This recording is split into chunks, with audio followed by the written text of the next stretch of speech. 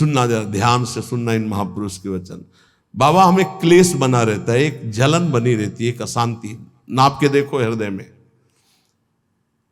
तो उन्होंने कहा कि राम भजन बिनु सुनहु खगेसा, मिटहि न जीवन केर कलेशा। जैसे पहला ग्रास पाते हैं तो भूख उतनी एक ग्रास की जैसी मिटती है, पर अनुभव में नहीं आती। फिर हम ग्रास पे ग्रास पाते चले जाते हैं, और जब अंतिम ग्रास की स्थिति होती है तब जाके तृप्ति का अनुभव होता है।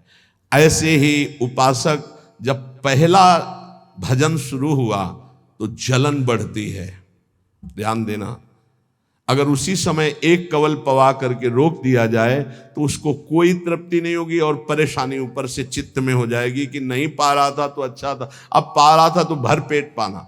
ऐसे ही अभी तक भजन नहीं करके विषयों में डूबे थे तो भूले हुए थे, लेकिन अब भजन शुरू किया तो अब जलन शुरू होगी। इतना नाम जप करो कि पेट भर जाए, तब जाके स्वाद आएगा।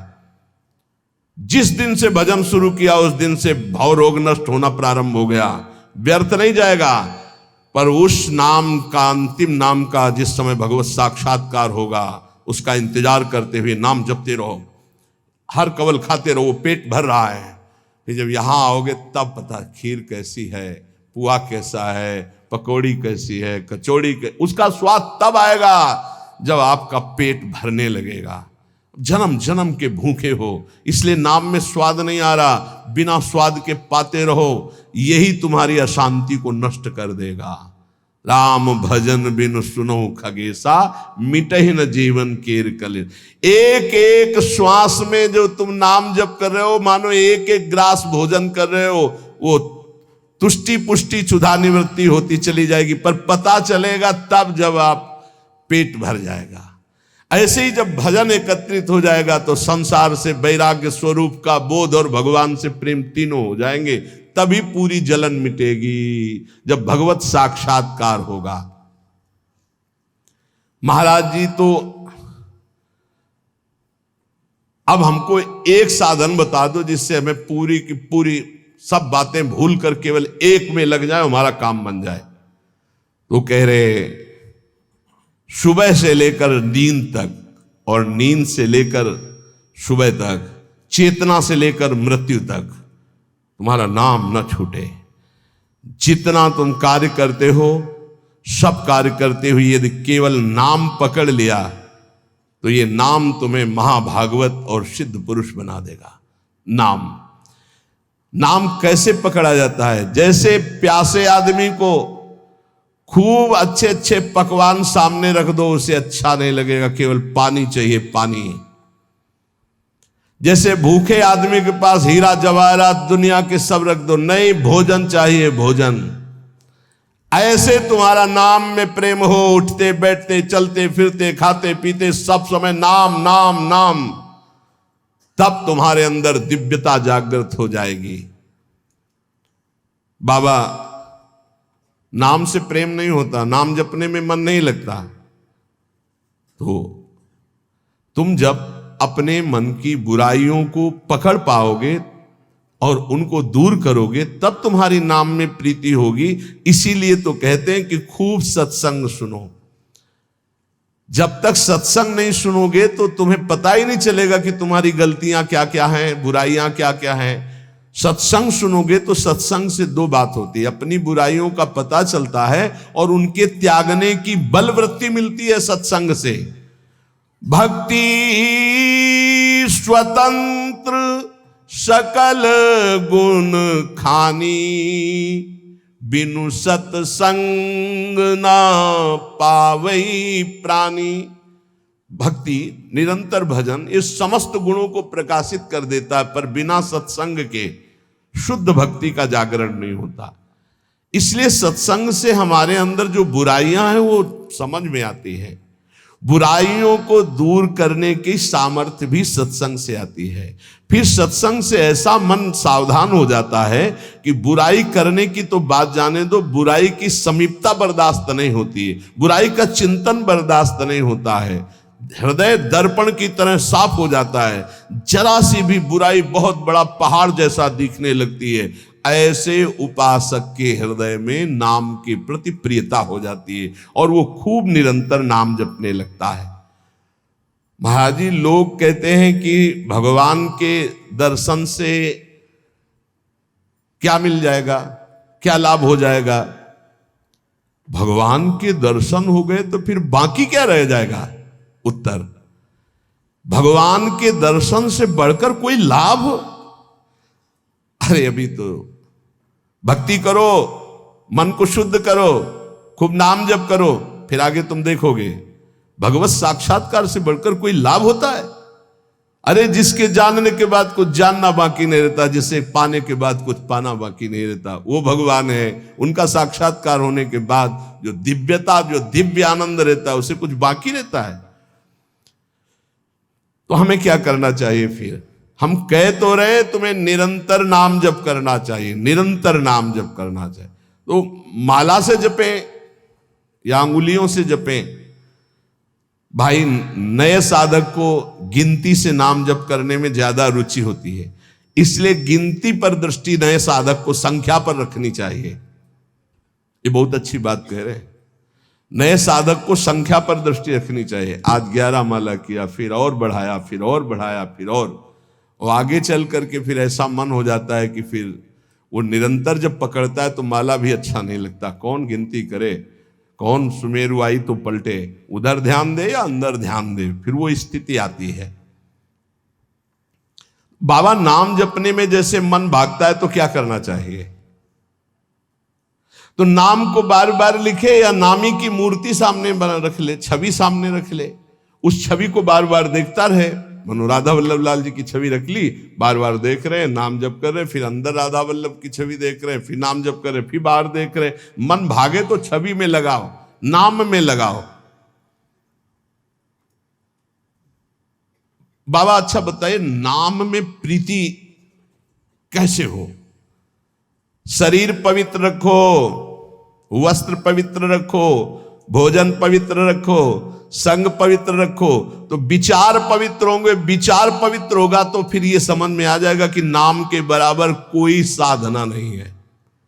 नाम जपने के बराबर कोई साधना नहीं। जो नाम जप करता है उसके लौकिक और पारलौकिक सारी कामनाएं पूर्ण हो जाती हैं और उसको मोक्ष पदवी मिल जाती है। यदि मोक्ष नहीं चाहता तो उसे प्रेम प्राप्त हो जाता है। देखो, जैसे सूर्य नारायण उदय होते ही अंधकार नष्ट हो जाता है, ऐसे नाम का प्रकाश होते ही अज्ञान अंधकार नष्ट हो जाता है। पर ये उन्हीं का होता है जिनकी पवित्र दिनचर्या होती है। शरीर पवित्र रखो, वस्त्र पवित्र रखो, भोजन पवित्र रखो, विचार। आपके विचार अगर गंदे हैं तो फिर नाम कैसे चलेगा अंदर। विचार पवित्र रखो। देखो, हम तो कहते हैं जब प्रातः काल उठो तो खूब नाम जप करो, जब सूर्य उदय हो रहे हो तो खड़े होकर उनका आदर करो, अर्घ दो, दंडवत प्रणाम करो। अरे सूर्य भगवान है, सूर्य नारायण है। ये लोग जो सूर्य उदय हो रहे हैं और सो रहे हैं, उनकी श्री कीर्ति आयु सब धीरे धीरे नष्ट हो रही, वो जान नहीं पा रहे। महाराज जी, कोई कहता है कि ज्ञान श्रेष्ठ है, कोई कहता है भक्ति। अरे बाबा, तुम इन बातों में मत फंसो कि ज्ञान श्रेष्ठ है कि भक्ति श्रेष्ठ है। अरे जिससे संसार का चिंतन छूटे और प्रभु की याद आवे वो श्रेष्ठ है। जो तुम पकड़ पाओ जल्दी करो, नाम जप करो। इसमें मत लगो कि ज्ञान श्रेष्ठ है कि भक्ति श्रेष्ठ है। मर्यादा भगवान के नाम की एक अमोघ है। खूब नाम जप करो। चारों शास्त्र, वेद, पुराण, जितना ज्ञान है सब नाम में भरा हुआ है। तुम जितना नाम जप करोगे उतना आपके हृदय में वो प्रकाशित हो जाएगा। तुम्हारे मन को जैसे विषय खींच रहे ऐसे तुम्हारे मन को नाम खींचेगा। बहुत ध्यान दीजिए, जैसे विषय तुम्हारे मन को खींच रहे, ये भोगूं, ये भोगूं, ये भोगूं, एक दिन नाम ऐसे खींचेगा तुम्हारे मन को, श्री जी से जोड़ देगा। पक्का ऐसा ही है। संसार के भोगों की तरफ से जब ग्लानि होने लगे, घृणा होने लगे, तो समझ जाना कि नाम तुम्हें खींच रहा है प्रभु की तरफ। और अगर ऐसा नहीं हो रहा तो अभी इतना नहीं नाम जप कर पा रहे कि तुम्हारे मन को खींच कर वो प्रभु में लगा दे। जिस प्रकार दीपक को हम जलाते हैं तो वो अपना प्रकाश करता है, और जब सूर्योदय होता है तो उसका अपना प्रकाश होता है। तो अन्य साधक सब दीपक की तरह प्रकाश करते, और नाम जब प्रकाश करता है तो सूर्य की तरह प्रकाश करता है। मन का संपूर्ण अंधकार नाम जप से दूर हो जाता है। दीपक दूसरी कोठरी तक प्रकाश नहीं पहुंचा पाता, और जब सूर्योदय होना होता है तो अंदर की गुफा में भी प्रकाश अपने आप पहुंच जाता है। तो स्थूल शरीर, सूक्ष्म शरीर, कारण शरीर, तीनों में ज्ञान का प्रकाश कर देने की सामर्थ्य अन्य साधनों में नहीं, नाम में है। ये प्रकाश इसलिए नहीं हो पाता कि तुम बुरे विचार, बुरा संग, बुरा भोजन, बुरे कर्म नहीं छोड़ पा रहे हो। बुरे कर्म अगर करोगे तो तुम्हारे विचार गंदे रहेंगे, तो फिर प्रकाश कहां से होगा। इसलिए बुराइयों को रोको, बुरे विचारों को रोको, बुरे आहार को रोको, बुरे संग को रोको। देखो, कलिकाल की बड़ी महिमा है, इसमें नाम जप से बहुत जल्दी भगवत साक्षात्कार होता है। कलिकाल की एक महिमा है, कलि का एक विशेष प्रभाव है। कलयुग केवल नाम आधारा। अगर आप नाम जप कर रहे हैं तो इसमें बहुत जल्दी भगवत साक्षात्कार होता है।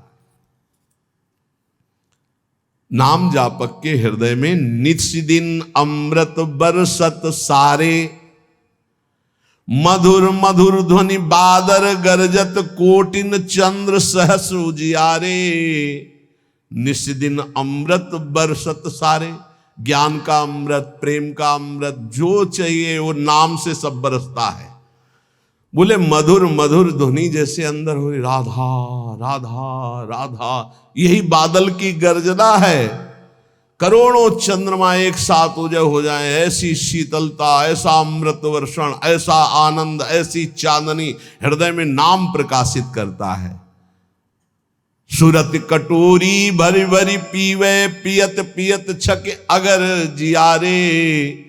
मग्नानंद स्वरूप अखंडित पिया हेरत भय आप पियारे।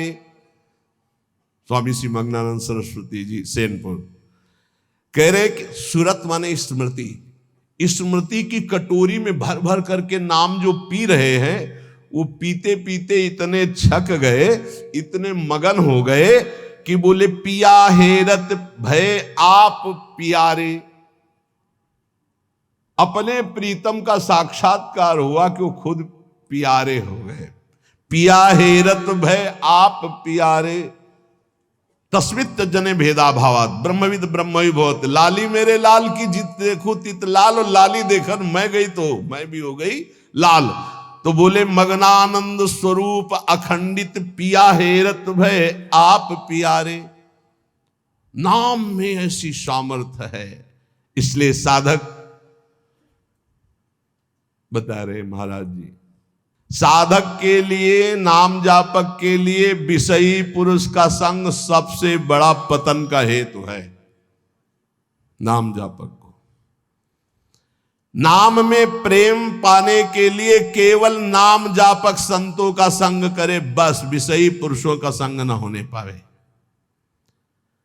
साधक को शरीर स्वस्थ रखने के लिए भोजन पाना, जबान के स्वाद के लिए नहीं, खान पान का संयम रखो। भजन अपना कभी प्रकाशित ना होने पावे कि मैं इतना जप करता हूं, गुप्त रखो भजन को। अपने को भजनानंदी बनाओ, लेकिन भजनानंदी प्रकाशित मत करो। भजन से कभी तृप्त मत हो कि हमारी आज की दिनचर्या की 11 माला हो गई, अब तो छुट्टी, मन फंसा देगा। नहीं, 11 माला तो गुरुजी ने कहा, हर समय कहा कि राधा वल्लभ श्री हरिवंश राधा राधा, खाली तो रहना ही नहीं। गुरुदेव से कभी भी सांसारिक वार्ता ना करो।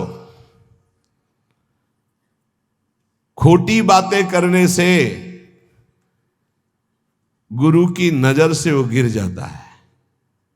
जब देखो तब प्रपंच की बात, जब देखो तो उसको देखते ही लगता नहीं, कभी प्रिया प्रीतम की बात ही नहीं करता, समस्या ही समस्या, संसार ही संसार। जो ध्यान दीजिएगा, पाप कर्म, छल कपट, मान की चाह, धन की चाह, पराई स्त्री के प्रति राग, दूसरों की निंदा, परचर्चा, अभिमान, धूर्तता, पाखंड, इन दोषों का त्याग करके संयम ब्रह्मचर्य से रहता है, उसको ये शिकायत ही नहीं हो सकती कि मेरा नाम जब निरंतर नहीं चलता। निरंतर चलेगा। किनका नहीं चलता? जो पाप कर्म करते हैं, जो छलिया हैं, कपटी हैं, जो मान चाहते हैं, जो धन चाहते हैं, जो पराई स्त्री के प्रति राग बुद्धि, जो दूसरों की निंदा, जो दूसरों की चर्चा करते हैं, अभिमान करते हैं, धूर्तता, पाखंड करते हैं, उनके हृदय में नाम नहीं चलता। ये परदोष दर्शन भगवत प्राप्ति में महान बाधक है। इसलिए पर चर्चा, परदोष दर्शन, पर निंदा भूल कर साधक न करे, नहीं नाम जप नहीं कर पाएगा।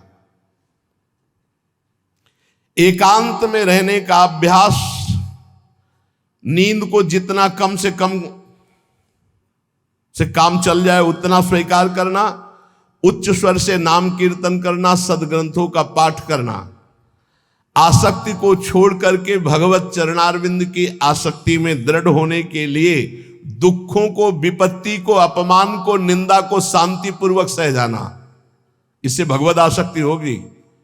दुखों को, विपत्ति को, अपमान को, निंदा को शांतिपूर्वक सह जाओगे तो भगवान में आसक्ति हो जाएगी।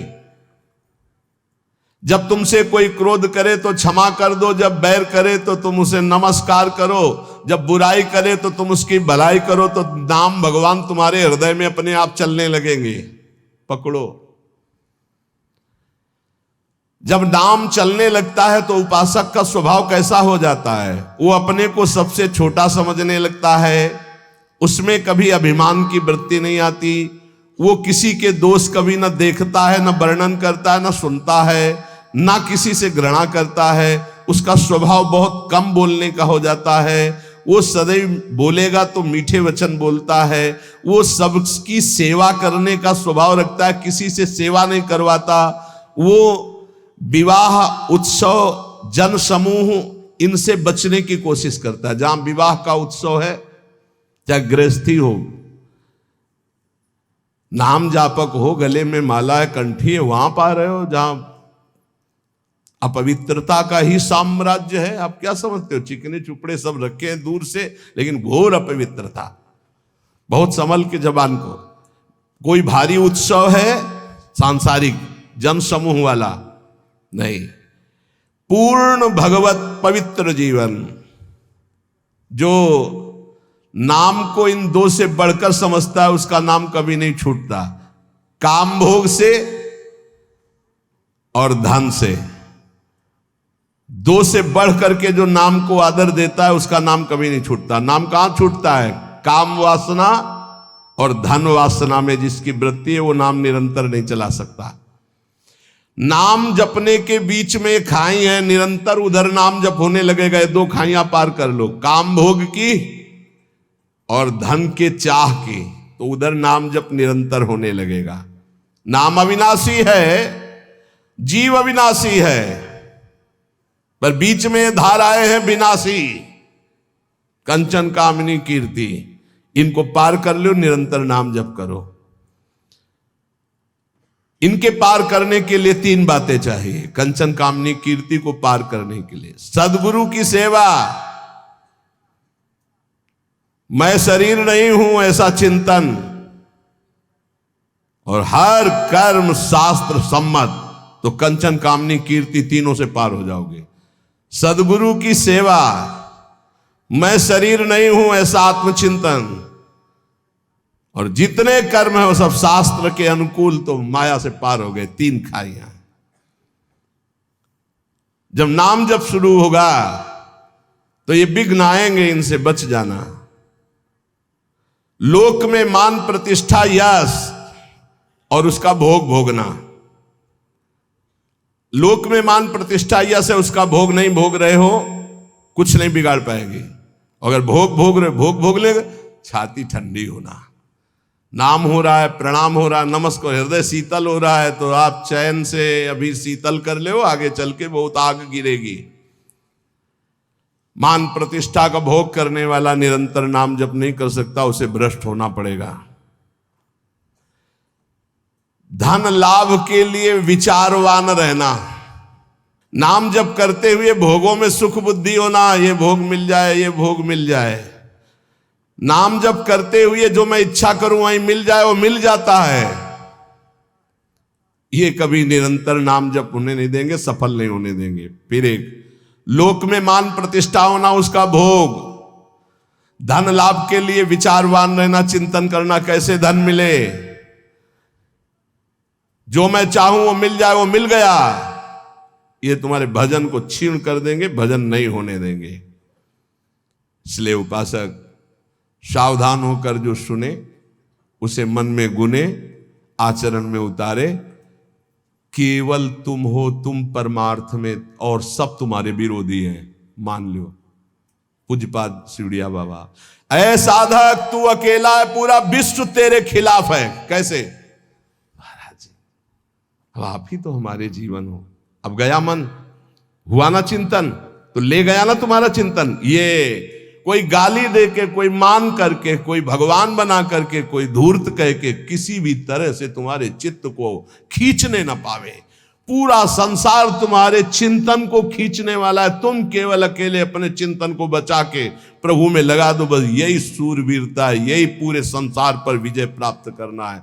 और इसी के लिए ये चर्चा रोज हो, इनसे बचो, ये करो, ऐसे सावधान रहो। ये सत्संग केवल भगवत प्राप्ति के लिए। इसलिए हाथ जोड़कर प्रार्थना है, आप अपनी कृपा अपने ऊपर करके ये जो सुन रहे हो इसको आचरण में उतार लो। खूब नाम जप करो। मान लो अभी कोई तुम्हारा नहीं, अभी आपकी नवीन अवस्था है, अभी वैराग्य पूर्वक रहो, खूब भजन करो। आगे चल करके तुम्हें जीवन में बहुत बढ़िया सुख मिलने वाला है।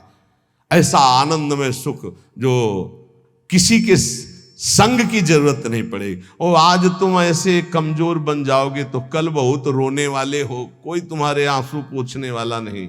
यहाँ जो आंसू पोंछने के लिए आता है ना, वो ऐसा और एक दर्द पैदा करता है कि और चिल्ला के रो, कोई आंसू पोंछने वाला नहीं।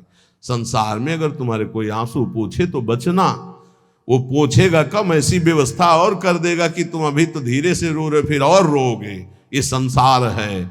अगर आंसू पोंछने के लिए आए तो केवल प्रियालाल आवे तो विश्वास करना, अन्यथा तब तक अपने आंसुओं को पोंछने मत देना किसी को। हमारी बात समझ लेना। कोई बहुत प्यार दुलार दिला रहा है, बहुत बचो है, उसकी दृष्टि में कुछ तुम्हारे पास जिसके लिए वो तुम्हारे आंसू पोंछ रहा है। तुम्हारे आंसू नहीं पोंछ रहा है, वो अपनी कोई न कोई वासना, कोई न कोई इच्छा, कोई न कुछ देख रहा है तुम में, इसीलिए। और जिस दिन तुम केवल प्रियालाल का इंतजार, जिसने बांधा है वही छोड़ेगा, जिसने रुलाया है वही आके पुचकारेगा।